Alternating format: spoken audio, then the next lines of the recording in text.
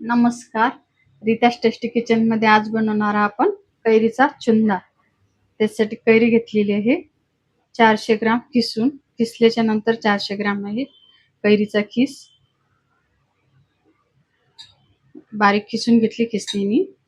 साखर घेतली 500 ग्राम. तिखट लागणार आपल्याला मिरची पावडर, जिरा पावडर, नमक. बाउल्स मध्ये कैरी टाकून घे.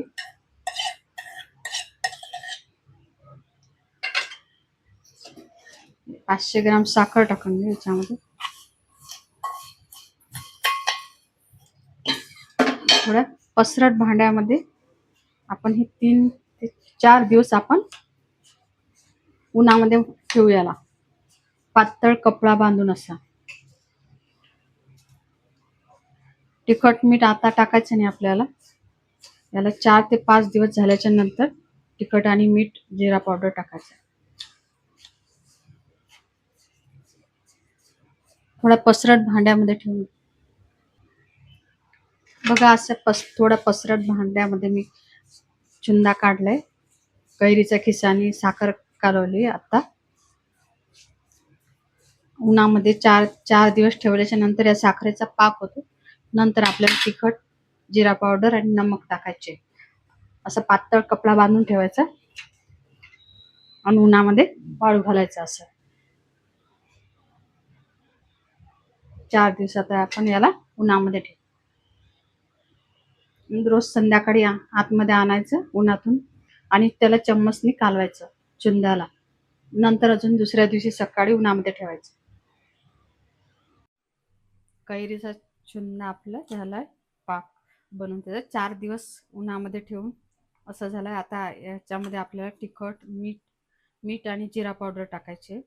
4 दिवस ठेवलेला आपण कडक उन्हामध्ये 4 दिवस ठेवल्याच्या नंतर साखरेचा पाक होतो. आता हे कैरीचा चुंदा झालेला आहे. आणि तिखट मीठ टाकल्याच्या नंतर अजून ठेवू आपण उन्हामध्ये 1 दिवस. तिखट मीठ टाकून घेऊ. एक छोटा चम्मच आहे. छोट्या चम्मच 2 चम्मच. 1 चम्मच जिरा पावडर, 1 चम्मच नमक टाकून याला मिक्स करू.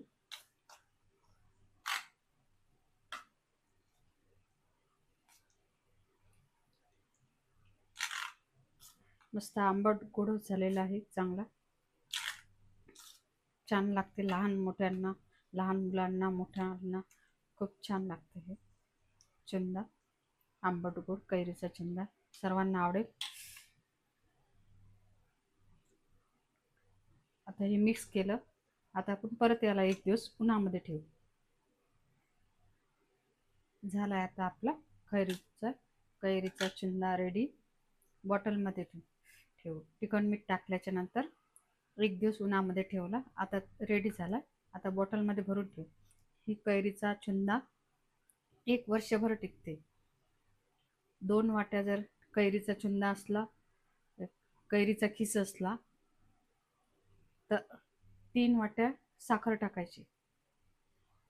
साखर मिक्स करून उन्हामध्ये ठेवायचं. हे कैरीचा चुंदा वर्षभर टिकते.